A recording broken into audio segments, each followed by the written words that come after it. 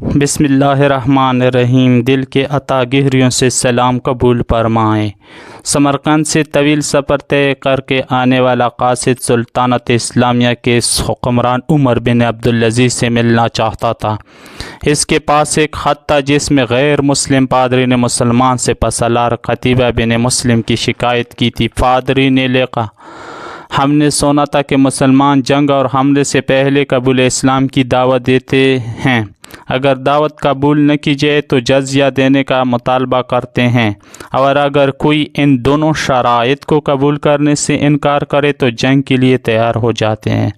مگر ہمارے ساتھ ایسا نہیں کیا گیا اور ہم پر راتوں رات اچانک حملہ کر کے ہمیں مفتوح کر لیا گیا ہے۔ یہ خط سمرقند کے سب سے بڑے پادری نے سلطنت اسلامیہ کے فرمان روا عمر بن عبدالعزیز کے نام لکھا تھا۔ دمشق کے لوگوں سے شہنشاہ وقت کے قیام گاہ کا معلوم کرتے کرتے وہ قاصد ایک ایسے گھر پہنچا کہ جو انتہائی معمولی اور خستہ حال میں تھا۔ ایک شخص دیوار سے لگی سیڑھی پر چڑھ کر چھت کی لپائی کر رہا تھا اور نیچے کھڑی ایک عورت گارا اٹھا کر اسے دے رہی تھی۔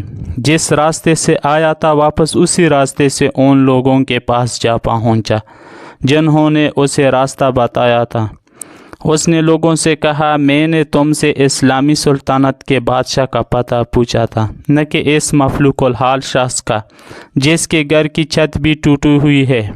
لوگوں نے کہا، ہم نے تجھے پتہ ٹھیک ہی بتایا تھا، وہی حاکم وقت عمر بن عبدالعزیز کا گھر ہے۔ قاصد پر مایوسی چھا گئی اور بے دلی سے دوبارہ اسی گھر پر جا کر دستک دی۔ جو شخص کچھ دیر پہلے تک لپائی کر رہا تھا وہی اندر سے نمودار ہوا۔ قاصد نے اپنا تعارف کرایا اور خط عمر بن عبدالعزیز کو دے دیا۔ عمر بن عبدالعزیز نے خط پڑھ کر اسی خط کی پشت پر لکھا، عمر بن عبدالعزیز کی طرف سے سمرقند میں تعینات اپنے عامل کے نام۔ ایک قاضی کا تأخر کرو جو پادری کی شکایت سنے مہر لگا کر خط واپس کر دیا۔ سمرقند لوٹ کر قاصد نے خط کا جواب اور ملاقات کا احوال جب پادری کو سنایا تو پادری پر بھی مایوسی چھا گئی۔ اس نے سوچا کہ یہ وہ خط ہے جو مسلمانوں کو اس عظیم لشکر کو ہمارے شہر سے نکالے گا۔ انہیں یقین تھا کہ کاغذ کا یہ ٹکڑا انہیں کوئی فائدہ نہیں پہنچا سکے گا، مگر کوئی اور راستہ بھی نہ تھا۔ چنانچہ خط لے کر ڈرتے ڈرتے امیر لشکر اور حاکم سمرقند قتیبہ بن مسلم کے پاس پہنچے۔ قتیبہ نے خط پڑھتی ہی فوراً ایک قاضی کا تعین کر دیا جو اس کے اپنے خلاف سمرقندیوں کی شکایت سن سکے۔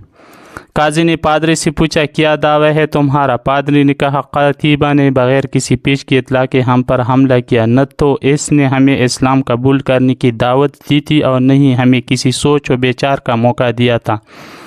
قاضی نے قتیبہ کو دیکھ کر پوچھا، کیا کہتے ہو تم اس دعویٰ کے جواب میں؟ قتیبہ نے کہا، قاضی صاحب، جنگ تو ہوتی فریب اور دھوکہ ہے۔ سمرقند ایک عظیم ملک ہے، اس کے قرب و جوار کے کم تر ملکوں نے نہ تو ہماری کسی دعوت کو مان کر اسلام قبول کیا تھا اور نہ ہی جزیہ دینے پر تیار ہوئے تھے، بلکہ ہمارے مقابلے میں جنگ کو ترجیح دی تھی۔ سمرقند کی زمینیں تو اور بھی سرسبز و شاداب اور زوراور تھی۔ ہمیں پورا یقین تھا کہ یہ لوگ بھی لڑنے کو ہی ترجیح دیں گے۔ ہم نے موقع سے فائدہ اٹھایا اور سمرقند پر قبضہ کر لیا۔ قاضی نے قتیبہ کی بات کو نظر انداز کرتے ہوئے دوبارہ پوچھا، قتیبہ، میری بات کا جواب دو، تم نے ان لوگوں کو اسلام قبول کرنے کی دعوت، جزیہ یا پھر جنگ کی خبر دی تھی؟ قتیبہ نے کہا، نہیں قاضی صاحب، میں نے جس طرح پہلے ہی عرض کر دیا ہے کہ ہم نے موقع سے فائدہ اٹھایا تھا۔ قاضی نے کہا، میں دیکھ رہا ہوں کہ تم اپنی غلطی کا اقرار کر رہے ہو۔ اس کے بعد تو عدالت کا کوئی اور کام رہ ہی نہیں جاتا۔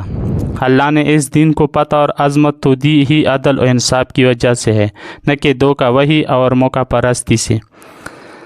میری عدالت یہ فیصلہ سناتی ہے، تمام مسلمانی فوجی اور ان کے عہدیداران بمائے اپنی بیوی بچوں کے اپنی ہر قسم کے املاک اور مال غنیمت چھوڑ کر سمرقند کی حدوں سے باہر نکل جائے اور سمرقند میں کوئی مسلمان باقی نہ رہنے پائے، مگر ادھر دوبارہ آنا بھی ہو تو بغیر کسی پیش کی اطلاع و دعوت کے اور 3 دن کی سوچ و بچار کی مہلت دیے بغیر نہ آیا جائے۔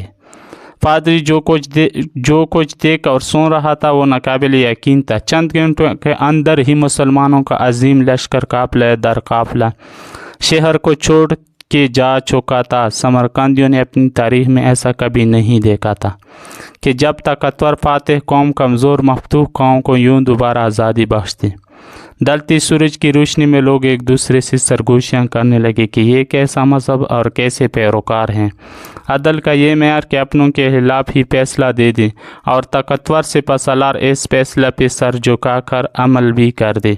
تاریخ گواہ ہے کہ تھوڑی ہی دیر میں پادری کی قیادت میں تمام شہر کے لوگ گھروں سے نکل کر لشکر کے پیچھے سرحدوں کی طرف دوڑے اور لا الہ الا اللہ محمد رسول اللہ کا اقرار کرتے ہوئے ان کو واپس لے کر آئے کہ آپ کی سلطنت ہے اور ہم آپ کی رعایا بن کر رہنا اپنے لیے پہر سمجھیں گے۔